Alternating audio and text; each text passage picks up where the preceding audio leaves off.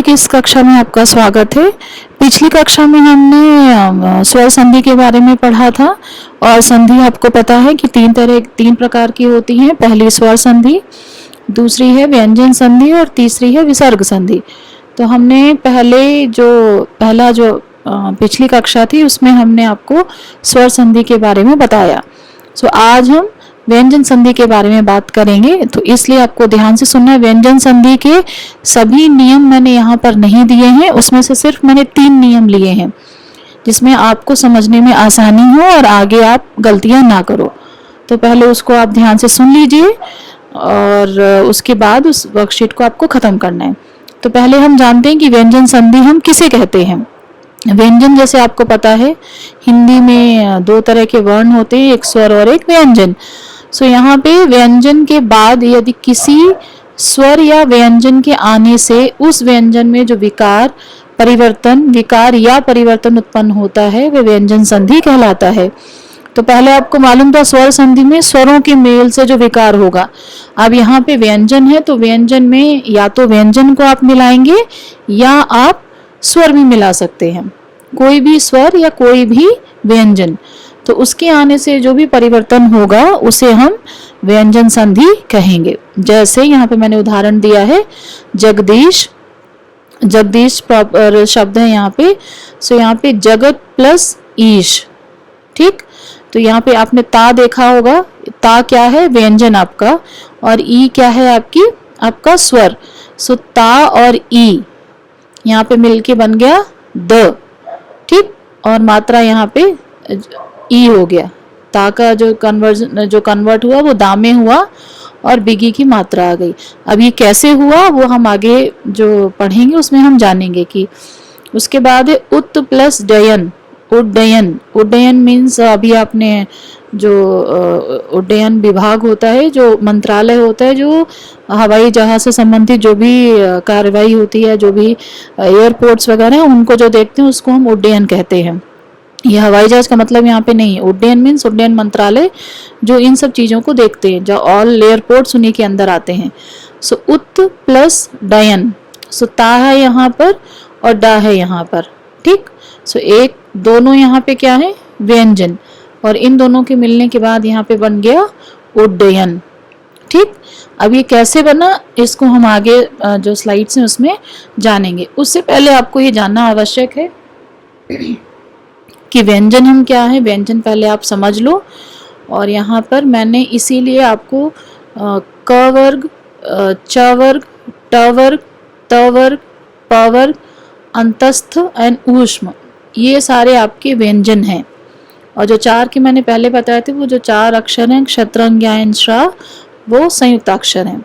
तो यहाँ पे ये मैंने नंबर इसलिए डाला यहाँ पे कि यहाँ पे आपको कुछ बताना है। 1 2 3 4 5, ठीक, 5 लाइन्स हैं यहाँ पर।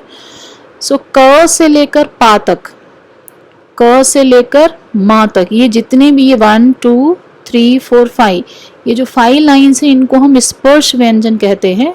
और ये जो 5वें अक्षर हैं न्या, न्या, ण, न एंड मा, ये सारे हमने जो आपको वर्ण विक्षेप आपको याद होगा मैंने पहले बताए थे, उसमें मैंने बताया था कि जो पंचम वर्ड है वो हम यूज करते हैं जब हम शब्द वर्णों को तोड़ते हैं, जब आप अनुस्वार लगाते हैं।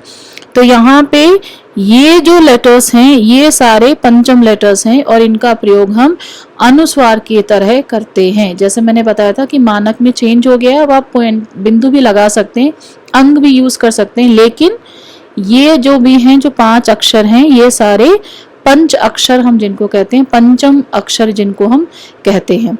न्या, न्या, ण, न एंड म, ठीक, सिर्फ यही 5। का वर्ग का लास्ट लेटर, चा वर्ग का लास्ट लेटर, ट वर्ग का लास्ट लेटर, ता वर्ग का लास्ट लेटर और पा वर्ग का लास्ट लेटर, जो अंतिम लेटर्स हैं ये सारे पंचम अक्षर कहलाते हैं।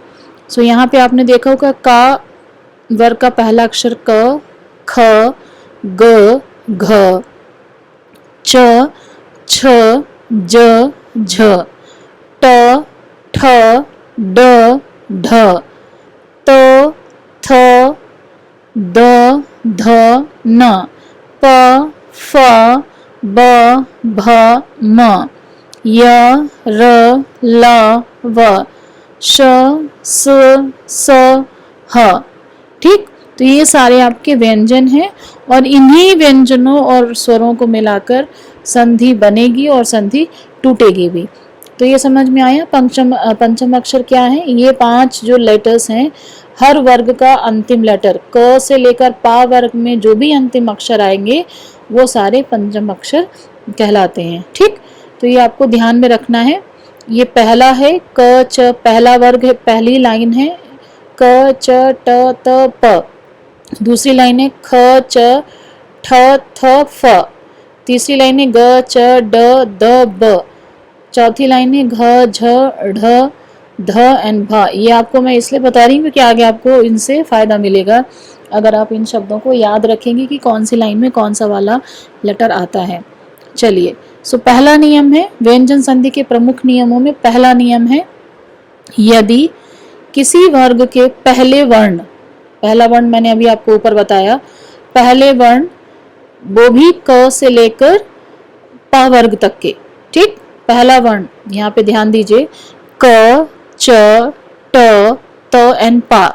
ठीक, स्पर्श व्यंजनों में जो भी पहले अक्षर, पहले जो वर्ण हैं, हर ग्रुप का पहला, ठीक, के सामने कोई स्वर, इन लेटर्स के अगर ये वर्ण वहां पे दिए गए हैं और उसके सामने कोई स्वर, कोई भी स्वर अ से लेकर औ तक कोई भी स्वर, अथवा वर्ग का तीसरा चौथा, जो वर्ग मैंने अभी आपको ऊपर बताया था ना, यहाँ पे इस वर्ग का तीसरा या चौथा। ठीक, ये वाली लाइन यहाँ तक और ये वाली लाइन यहाँ तक, ये 5 लेटर्स और ये वाले 5 लेटर्स। ठीक, कोई स्वर अथवा वर्ग का तीसरा चौथा, जैसे यहाँ पे दिया मैंने ग, ग, घ, ज, झ, ड, ढ, द, ध, ब एंड भ आदि वर्ण तथा य, र, ल, व अथवा ह। ठीक, अंतस्थ शब्द चारों और ऊष्म शब्द का लास्ट वाला वर्ण ह हो तो पहले वर्ण का उसी वर्ग का तीसरा वर्ण हो जाएगा। ठीक, समझ में आया। अगर ये हो तीसरा चौथा अगर है, पहले के सामने फर्स्ट है और फर्स्ट के सामने अगर स्वर दिया गया है और स्वर के साथ साथ अगर स्वर नहीं है तो वहां पे तीसरा या चौथा वर्ण दिया जाएगा और कंडीशन अप्लाइड हियर य, र, ल, व और ह हो तो पहले वर्ण का उसी वर्ग का तीसरा वर्ण हो जाएगा। ठीक, पहले वर्ण का पहला वर्ण जो है ये आप जब इसको कन्वर्ट करेंगे तो किस में कन्वर्ट हो जाएगा, तीसरे वर्ण में। अगर क दिया होगा तो उसके जगह पर क्या हो जाएगा, ग। समझ में आया। जैसे यहाँ पे दिया है दिक प्लस अंबर। ठीक, सो मैंने पहले बताया था ये क है, क वर्ग का पहला लेटर कौन सा है, क, और उसके बाद यहाँ पे क्या दिया है, अंबर। अंबर में पहला जो लेटर है वो क्या है, अ क्या है आपका स्वर। सो क और अ मिलकर क्या बना, क लाइन का तीसरा लेटर कौन सा है, ग। समझ में आया। तो यहाँ पे जब आप इसको तोड़ेंगे तो क्या बनेगा, दिगंबर। ये का की जगह गा हो जाएगा और आ स्वर उसमें लग गया तो गा आपका हो गया पूरा। और जो बाकी की जो 3 लेटर्स हैं, एक हाफ और 2 फुल, वो आपको वैसे ही लिखने हैं। सो क्या बन गया, दिगंबर। का को हमने किस में कन्वर्ट कर दिया, तीसरे लेटर में। तीसरा लेटर क लाइन का कौन सा है, ग, का वर्ग में ही। समझ में आया। उसके बाद है अच प्लस अंत। सो यहाँ पे च है, च वर्ग का तीसरा लेटर क्या आएगा, ज। सो यहाँ पे अ है, सो अचंत। समझ में आया। उसके बाद है दिक प्लस गज। क लाइन का तीसरा लेटर क्या है, यहाँ पे भी तीसरा लेटर दिया, ये ध्यान रखना। तीसरा चौथा लेटर अगर दिया है तभी भी वही ये शब्द जो है वो तीसरा ही बनेगा। यहाँ पे इसका मतलब ये नहीं कि आप इसी को दोबारा रिपीट कर दो यहाँ पे। ठीक, सो दिक प्लस गज, दिग्गज। तो क को हमने किस में कन्वर्ट कर दिया, ग में, और वो ग हमारा क्या बनेगा, हाफ। दिक् प्लस दर्शन, दिग्दर्शन। द का क्या बन गया? ग, और बाकी सारे पूरे रहे। ठीक, यहाँ पे स्वर था इसीलिए हमने गा को पूरा बनाया। यहाँ पे ये बात ध्यान रखना। ठीक, यहाँ पे भी स्वर था इसीलिए आपका चा जो था वो कन्वर्ट होके जा पूरा आया है। यहाँ पे हाफ नहीं है जा, लेकिन यहाँ पे व्यंजन है और यहाँ पे भी व्यंजन हाफ है।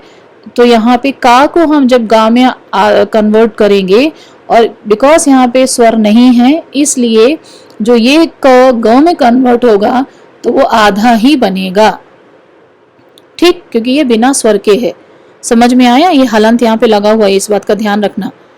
सो अच प्लस अंत अजंत, षट प्लस दर्शन षड दर्शन। ठीक, जगत प्लस ईश जगदीश। अब समझ में आया ता का क्या बना, क्यों वहां पे ई था यहाँ पे।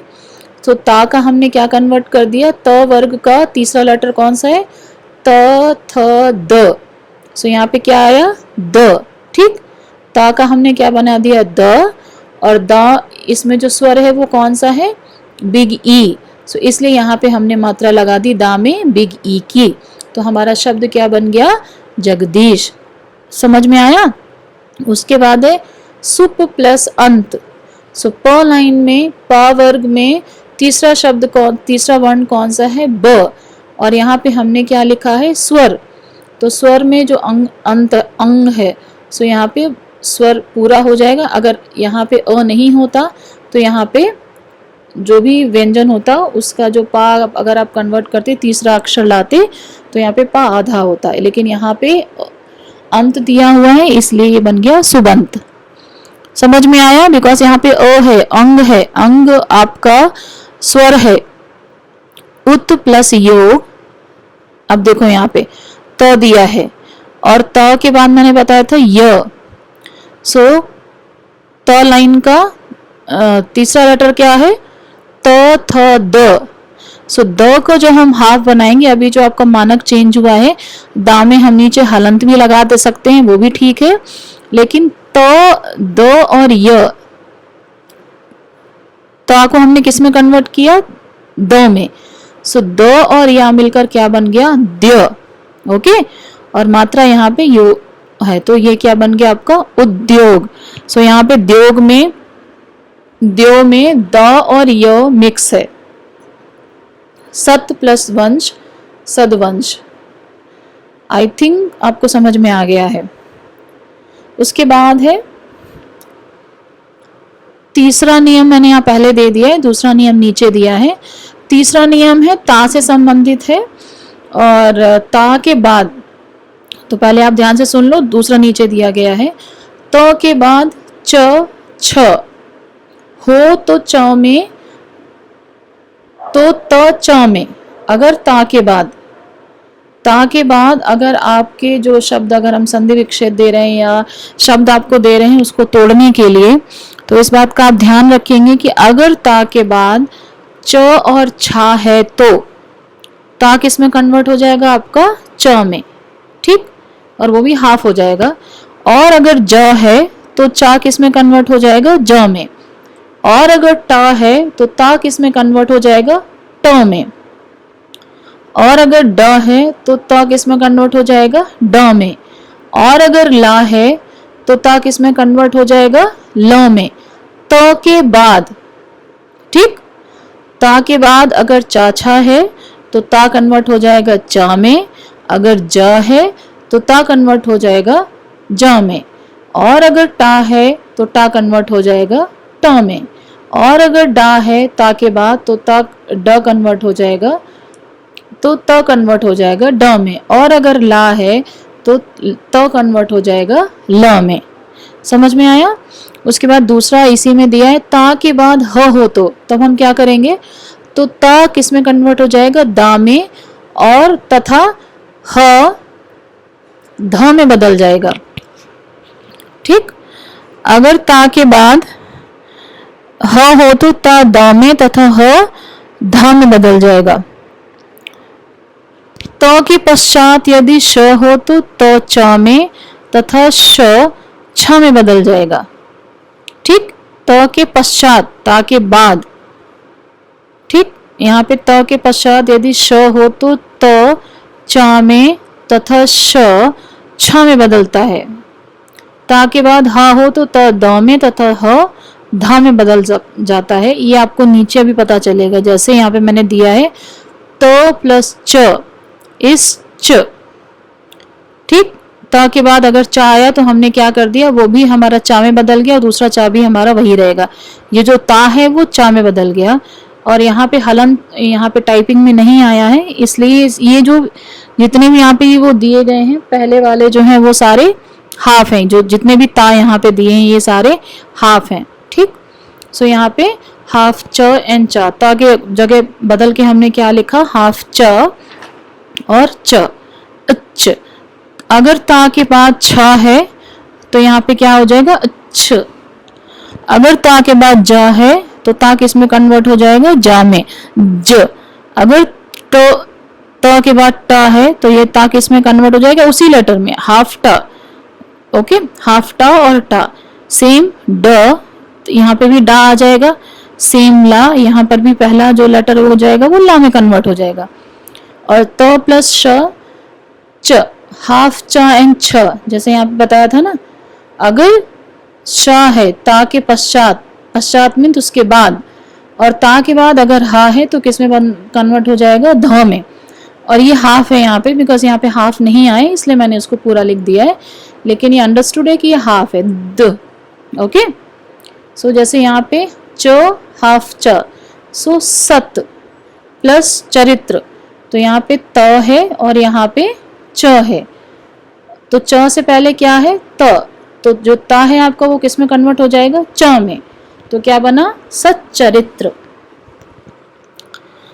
फिर उसके बाद यहाँ पे सत प्लस छात्र, तो छ से पहले क्या है, त, तो ता आपका किस में कन्वर्ट हो गया, च में, सो क्या बना, सच्छात्र। सत प्लस जन, जा से पहले क्या है, त, किस में कन्वर्ट हो जाएगा, जा में, ठीक। इस बात का ध्यान रखना, अगर ता है तो ये जो भी लेटर है उसी में ही आ जाएगा, सज्जन। तत् प्लस टीका, तट्टिका, तट्टिका। उत प्लस डयन, उड्डयन। तत् प्लस लीन, तल्लीन, तो आपका किस में कन्वर्ट हो गया, ला में। तत् प्लस शिव, तत्शिव। पत प्लस हथी, ओके, पत प्लस हथी इज इक्वल टू पद्धति, ठीक। जो आपको ता है वो किस में कन्वर्ट हो गया, धा में, ठीक, दा और धा में। सो यहाँ पे क्या बन गया, पद्धति। जैसे मैंने पहले बताया था ना ऊपर कि ता के बाद दा हा हो तो ता दा में और हा धा में कन्वर्ट हो जाएगा, ठीक। तो यहाँ पे ये जो ता है वो दा बन गया और जो हा है वो धा बन गया। क्लियर? अगर फिर भी समझ में नहीं आया तो आप मुझसे पूछ सकते हैं बाद में। दूसरा नियम में आपको इस बात पे ध्यान देना है, यदि माँ के बाद क या उससे भी आगे माँ तक का कोई व्यंजन हो, क से लेकर क वर्ग, च वर्ग, ट वर्ग, त वर्ग, प वर्ग, ठीक, इन सब के जो भी व्यंजन अक्षर हैं अगर हैं तो माँ का अनुस्वार, अनुस्वार आपको मालूम है जो पॉइंट हम बिंदु ऊपर लगाते हैं ये वाला, ओके। यहाँ पे वो आ नहीं पाया, टाइपिंग में नहीं आ पाया, इसलिए मैंने सिर्फ शब्द लिखा है, उसका चिन्ह नहीं दिया है। या बाद वाले वर्ण के वर्ग का पांचवा वर्ड हो जाता है। जैसे पांचवा वर्ड मीन्स पंचम वर्ड, जो मैंने आपको पहले बताए थे, क लाइन का लास्ट लेटर, च लाइन का लास्ट लेटर, टा लाइन का लास्ट लेटर, त लाइन का लास्ट लेटर और पा लाइन का लास्ट लेटर, ठीक। जो पांच जो पंचम अक्षर हैं वो यहाँ पे जो दिए हैं, जो मैंने दिए थे ये वाले 5 अक्षर, पंचम अक्षर जिनको हम कहते हैं, तो वो हो जाएगा। वो कैसे होगा वो आपको यहाँ पे देखना है। सम प्लस कल्प, तो हमने क्या बनाया, संकल्प, तो यहाँ पे क दिया है, ठीक। तो इसीलिए ये जो पॉइंट है वो यहाँ पर आया है, ये पॉइंट और कोई कुछ नहीं, वही पंचम अक्षर है, क लाइन का पंचम अक्षर, ठीक। इस बात का ध्यान रखना, बिकॉज यहाँ पे क दिया है, बिंदु के बाद यहाँ पे क आया है, इसलिए ये बिंदु यहाँ पर आएगा, यहाँ पे क है इसीलिए। सम प्लस गति, ग भी का लाइन का ही है, इसीलिए यहाँ पे पॉइंट आएगा। ठीक, सो ये अनुस्वार यही है, अनुस्वार जो पंचम पांचवा वर्ण वही है, ये सारे पांचवें वर्ड हैं यहाँ पे। ग है और ग आपको पांचवा वर्ड यहाँ पे कैसे पहचानेंगे, उस बिंदु के बाद आपको लेटर देखना है। जैसे यहाँ पे पॉइंट मैंने लगाया ना, जो अनुस्वार है, अनुस्वार के बाद कौन सा मैंने अक्षर लिखा है, गति। सो ग है, ग कौन से वर्ग का है, क वर्ग का। ठीक, पहले वर्ग का, क वर्ग का। सो क वर्ग का लास्ट लेटर क्या है, न्या। ओके, सो ये जो अनुस्वार है वो न्या न्या है। समझ में आया, इसीलिए हमने यहाँ पे पॉइंट में उसको यूज किया है। ठीक, जो हमने पहले वर्ण विक्षेप बताए थे ना, उसमें यही था कि जब आप तोड़ के लिखेंगे तो इसी तरह से लिखेंगे। उसके बाद सम प्लस चय, संचय। ठीक, तो या तो आप अनुस्वार लगा सकते हैं या उसको हाफ भी लिख सकते हैं लेटर को, लेकिन यहाँ पे अनुस्वार ठीक है। सो यहाँ पर भी 4 लाइन का लास्ट लेटर। ठीक, तो यहाँ पे ये जो 4 लाइन का लास्ट लेटर वो यहाँ पर है। समझ में आया। सो जहाँ पर भी म होगा वो अनुस्वार में बदल जाएगा या वर्ण के वर्ग का पांचवा। अब पांचवा वर्ण तो यहाँ पे मुश्किल हो, मतलब मैंने पहले बताया था मानक में चेंज हुआ है, लेकिन पहले ऐसा होता था, इसलिए मैंने बताया कि पांचवा वर्ड क्या है। पंचम वर्ड को पहचानने के लिए पॉइंट के बाद जो भी लेटर है यहाँ पर उसको आपको देखना है। अगर वो उन पंचम अक्षरों में आता है, उस पंचम ग्रुप का है, तो ये पंचम वर्ड यहाँ पे वही होगा, नहीं तो नहीं होगा। ठीक, समझ में आ गया। यदि सेकंड इसी में ही आपको ध्यान देना है, यदि म के बाद, मैंने पहले बताया ना, म के बाद य र ल व श स स ह हो तो माँ का अनुस्वार ही होता है। फिर आप उसको पंचम अक्षर में यूज नहीं कर सकते, वहां पे पांचवा वर्ड नहीं लगा सकते, क्योंकि वो क से लेकर म लाइन का नहीं है। म के बाद जैसे यहाँ पे म दिया है ना, म के बाद हमने क्या दिया, सार। ये कोई भी आपके क से लेके माँ तक के जो व्यंजन अक्षर है उसमें से नहीं आता है, इसलिए ये आपका अनुस्वार ऐसा ही लगेगा। यहाँ पर भी ऐसा ही लगा है, लेकिन कुछ आपने देखे होंगे पहले जो हिंदी लिखी जाती थी उनमें उसको तोड़ के लिखते थे। आप संस्कृत में भी व्यंजन अगर आप देखो तो वो उसी तरह से लिखा जाता है। पॉइंट जो अनुस्वार है वो नहीं लगता है, जो उसके नीचे आपने या देखा होगा वो वैसे ही लगता है। समझ में आया, लेकिन यहाँ पर वही है। सम प्लस हार, म के बाद यहाँ पे ह है, वो कोई भी क से लेकर माँ तक के व्यंजन अक्षरों में नहीं आता है, इसलिए अनुस्वार ही होगा। सेम सम प्लस वाद, वाद भी, वो भी क से लेकर माँ तक के पंचम वर्ड्स में नहीं आएगा, इसलिए यहाँ पे अनुस्वार ही होगा। समझ में आया। सो इसलिए इनको आपको ध्यान से सुनना है, सुनना, उसके बाद वर्कशीट उसकी ख़त्म करना। अगर नहीं समझ में आए तो एक बार पूछ लेना मेरे से। धन्यवाद।